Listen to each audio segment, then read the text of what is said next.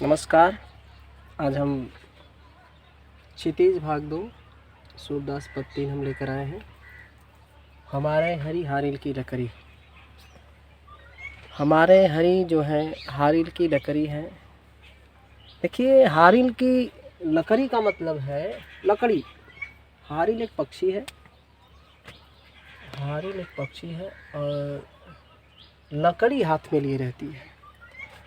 सभी पक्षियों का, मनुष्यों का और कुछ पशुओं का अपना कुछ विशेष नियम और प्राकृतिक चेष्टाएं होती हैं जो स्वतः उनसे हुआ करती हैं। तो मनुष्यों ने, आदमी ने उसके ऊपर कहानियाँ रची हैं कि हारिल की लकड़ी, यानी हारिल पक्षी की तरह से हारिल पक्षी हमेशा अपने हाथों में लकड़ी लिए रहती है। वह लकड़ी कैसी होती है? ऐसा कहानियों में आता है कि उसको लगता था हारिल पक्षी को कि यह धरती जल में समा जाएगी, इसलिए पहले से ही वो अपने हाथ में लकड़ी लिए रहती है ताकि वो धरती जब जल में समा जाएगी तो लकड़ी के सहारे वो बच जाएगी। ये तो जाहिर सी बात है, जीते लकड़ी मरते लकड़ी, देख तमाशा लकड़ी का। तो इसलिए हारिल पक्षी उस लकड़ी को अपने हाथों में, अपने पंजे में लिए रहती है। तो गोपियाँ कहती हैं, सूरदास गोपियों के शब्दों में क्या कहते हैं? हमारे हरी हारिल की लकड़ी। हमारे हरी हारिल की लकड़ी है। हारिल की लकड़ी का मतलब ऐसा समझिए कि हारिल पक्षी जिस तरह से अपना लकड़ी नहीं छोड़ती है, वैसे ही छोड़ती नहीं है, छूटती नहीं है। हारिल की लकड़ी से, यानी हारिल पक्षी के पंजे में जो लकड़ी है वह छोड़ नहीं सकती। वैसे ही हरि, जो गोपियों के जो हरि हैं, श्री कृष्ण हैं, वो उनको छोड़ नहीं सकती, यानी श्री कृष्ण को छोड़ नहीं सकती किसी भी विधि से या किसी भी उपाय से या किसी भी नियम से। कह रहे हैं कि ये कैसे हारिल की लकड़ी, ये हारिल की लकड़ी तरह कैसे वो पकड़ी हुई है? कहते हैं मन क्रम वचन। कैसे? मन से, मन से, कर्म से, वचन से। मन से, कर्म से और वचन से। ये तीसरी बार बोलते हैं वचन से। वचन क्या है? वाणी से। हमेशा नंद नंदन उर, नंद के जो पुत्र हैं, नंद के पुत्र उर माने हृदय में, यह दृढ़ करके पकड़ करके रखा है। यह दृढ़ कर पकड़ी, यह दृढ़ करके पकड़ कर रखे हैं कि जैसे उसको छोड़ने का नाम नहीं ले रहे हैं। मन से, कर्म से, वचन से। हमारे हरी हारिल की लकड़ी। हमारे जो हरि हैं हारिल की लकड़ी के समान है। मन क्रम वचन, मन से, कर्म से और वचन से नंद नंदन उर, नंद के लड़के श्री कृष्ण को अपने हृदय में यह दृढ़ करके पकड़ रखी हैं। और कैसे? जागत, जागते, सोवत, सोते, स्वप्न में, सपने में, दिवस, दिन में, निशी, रात में। ये कोई ऐसा क्षण नहीं छोड़ा है इन्होंने कि जागते, अगर हम जागे हुए हैं, अगर हम सो रहे हैं, अगर हम सपने में हैं, अगर हम दिन में हैं या रात्रि में हैं, तो भी क्या कहती हैं गोपियाँ? कान्हा कान्हा जकरी, कान्हा कान्हा कान्हा, जकरते जकरते, यानी ऐसा जकड़ कर रखी हुई हैं, ऐसा पुकारती हैं, ऐसा वो कहती हैं। सूरदास के शब्दों में गोपियाँ ये बात कह रही हैं। वही है, जब किसी के याद में कोई बात कहते हुए भी उसकी बात याद आ जाती है, तो बीच बीच में कुछ भी नहीं कहते बनता है उन सबसे। कहते जागत सोवत स्वप्न दिवस निशि, कान्हा कान्हा जकरी, कान्हा कान्हा करके ये कहती हैं। सुनत जोग लागत है ऐसो। कहते हैं है उद्धव, उद्धव बाबा, उद्धव, हे उद्धव। कहती हैं हे उद्धव, आप श्री कृष्ण के मित्र हैं, लेकिन सुनिए, लेकिन आपका जोग, ये जो आपका योग जो आप सुनाने आए हैं, जो आपका योग सुनाने आए हैं, वह योग कैसा लगता है, वह जोग कैसा, सुनते योग लागत है ऐसो, ऐसा लगता है जो करुई ककरी, जैसे ही कड़वी ककरी, कड़वी ककड़ी, आपने ककड़ी खाया होगा, जो जैसे मुंह में जाता है बिल्कुल तीखा तीखा, उसको थूक देते हैं, निकाल देते हैं, फेंक देते हैं, हाँ, वो कड़वी ककड़ी के समान ऐसा लगता है उनका योग। जैसे ही मुंह में जाता है सब बाहर निकल जाता है, अरे राम जी ये बहुत खराब है, ये अच्छा नहीं है। सू तो व्याधि हमको ले आए, कह रहे सुनो, तुम तो तुम तो व्याधि, रोग ले आए। क्या लाए? रोग ले आए, हमको ले आए।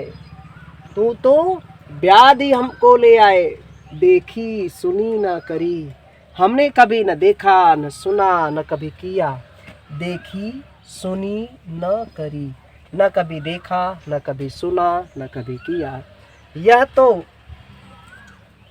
सूरदास कहते हैं गोपियों के शब्दों में, यह तो सूर तिनहि लय सौंपो, कहते हैं उद्धव यह योग तुम उनको ले जाकर सौंप दो जिनके मन चकरी, जिनके मन चकरी, चक्कर काटते हैं, जिनके मन चक्कर चक्कर काटते हैं। कहाँ कहाँ चक्कर काटते हैं? किसी एक देवता के पास चक्कर काटते हैं, फिर वहाँ से किसी और देवता के पास चक्कर काटते हैं। एक कहानी है बहुत छोटी सी। एक बार गोपियाँ कहीं पे चुपचाप बैठी हैं और वो बिल्कुल अनपढ़ हैं, गंवार हैं, वो गांव की बालाएं हैं। वो उनका मन केवल श्री कृष्ण में लटका हुआ है, श्री कृष्ण के स्वरूप में लटका हुआ है, श्री कृष्ण के हृदय में अटका हुआ है, श्री कृष्ण का नाम में अटका हुआ है, श्री कृष्ण के स्वरूप में अटका हुआ है। श्री कृष्ण को छोड़कर कहीं और जाने की इच्छा बिल्कुल नहीं है। तो कोई भक्त गोपियों से जाकर पूछता है और कहता है कि देखो तुम लोग गोपियों के श्री कृष्ण के अनन्य भक्त हो या फनन्य भक्त, अनन्य भक्त हो या कैसे, अन्य भक्त हो या अनन्य भक्त हो, याद रखना, अन्य या अनन्य, दो बातें हैं। उन्होंने पूछा कि भाई अन्य और अनन्य क्या होता है? अन्य मतलब बाकी भी देवताओं को आप भजते हैं, बाकी देवताओं को भजते हैं लेकिन श्री कृष्ण में ज़्यादा स्नेह रखते हैं। लेकिन अनन्य का मतलब श्री कृष्ण के सिवा किसी को भजते नहीं है, जानते सभी को है।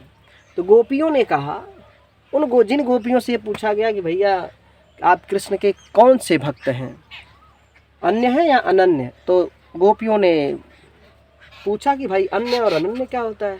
जब ये जाने कि अन्य का मतलब बाकी देवताओं को भी पूजने वाले और श्री कृष्ण को भी पूजने वाले, अनन्य का मतलब ये केवल श्री कृष्ण को पूजने वाले, बाकी लोगों को जानते हैं। लेकिन गोपियों ने कहा कि हम न अन्य है न अनन्य है, हम श्री कृष्ण के फनन्य भक्त हैं। लो भैया आप फनन्य भक्त हैं, तो फनन्य का मतलब उनसे पूछा है फनन्य क्या होता है? तो कहे कि फनन्य वो होता है जो इन ससुरों का नाम नहीं जानता है श्री कृष्ण के सिवा, यानी श्री कृष्ण के सिवा, कान्हा के सिवा, एक ईश्वर के सिवा किसी दूसरे के बारे में न सोचता है, न जानता है, न विचार करता है, न जानने की इच्छा करता है, वह है फनन्य भक्त। गोपियाँ श्री कृष्ण की अनन्य है, फनन्य है, बिल्कुल उसके सिवा यानी श्री कृष्ण के सिवा कुछ भी नहीं चाहती हैं। और इसीलिए कहते हैं यह तो सूर तिनहि लय सौंपो। गोपियों के शब्दों में सूरदास कहते हैं, या सूर के शब्दों में गोपियाँ कहती हैं, हे उद्धव यह योग तो उनको ले जाकर सौंपो दो जिनके मन चकरी, जिनके मन इर्द गिर्द चक्कर लगाते हैं, बाकी अन्य देवताओं को भजते हैं, उनसे इच्छा रखते हैं और कुछ जानने और पाने की लालसा लगाते हैं, उनको जिनके मन चक्री के समान है, इधर उधर भ्रमण करते रहते हैं, उनको आप दे सकते हो। ये हमारे बस की बात नहीं है कि यह हम लें। एक बार फिर से सुना देख लीजिए, हमारे हरि हारिल की लकड़ी, हमारे जो हरि हैं वो हारिल पक्षी की लकड़ी के समान है। जिस तरह से हारिल पक्षी अपने पैरों में, अपने पंजे में लकड़ी लिए रहती है, वैसे ही हम लोग श्री कृष्ण को अपने हृदय में लिए रहते हैं। और मन कर्म वचन नंद, मन से कर्म से वचन से नंद के नंदन श्री कृष्ण को अपने हृदय में यह दृढ़ करके पकड़ लिए हैं कि हम छोड़ नहीं सकते। जागत सोवत स्वप्न दिवस निशि, जागते सोते सपने में दिन में रात्रि में हम लोग कान कान करके जकड़े हुए हैं, पकड़े हुए हैं। हम लोग चिल्लाते हैं, बोलते हैं, उनके याद में ही हम रहती हैं। सुनत जोग हे उद्धव बाबा, हे उद्धव सुनत जोग लागत है ऐसो, सुनते हुए जोग ऐसे लगता है ज्यों करुई ककरी, जैसे कड़वी ककरी के समान आपका जो योग हो, यह बिल्कुल कड़वा लगता है, बहुत बुरा लगता है।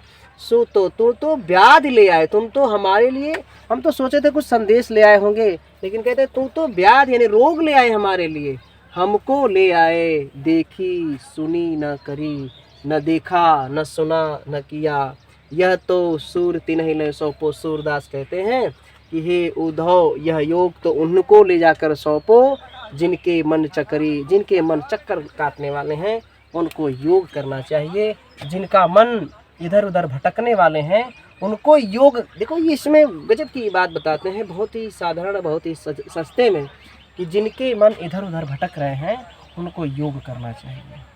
योग उसी को है जिनके मन भटकते हैं। भला इस संसार में किसके मन नहीं भटकते हैं, लेकिन गोपियों के नहीं भटकते हैं, सूरदास के मन नहीं भटकते हैं, तभी तो सूरदास इतनी सारी बातों को सहज नहीं कह दिए हैं। हे यह तो सूर तिन्हि ले सौंपो, जिनके मन चक्रे, जिनके मन चक्र काटने वाले हैं, उनको ले जाकर यह योग सौंप दीजिए। हमारा मन तो श्री कृष्ण में बिल्कुल रमा हुआ है। तो यह इस पद में अगर कोई त्रुटि या कोई ऐसा रह गया हो तो इसको आप बताने का प्रयास करिएगा। और इसमें कुछ कमेंट करके, अब तक हम देख रहे हैं कमेंट शायद नहीं आया है। एक बार फिर से जब आप इसको देखें, पढ़ें, तो कुछ ना कुछ आप कमेंट अवश्य करें, ताकि यह हमें उत्साह भी बढ़ाएगा और उसमें जो कमियां होंगी उसको दूर किया जाएगा, ताकि इसमें भी और भी क्लियरिटी आए और भी इसमें कुछ नई चीज़ों को सीखने जानने का आपको अवसर मिले। तो आज के लिए बस इतना ही। अगले पद में, अगले वीडियो में अगला पद लेंगे, तब तक के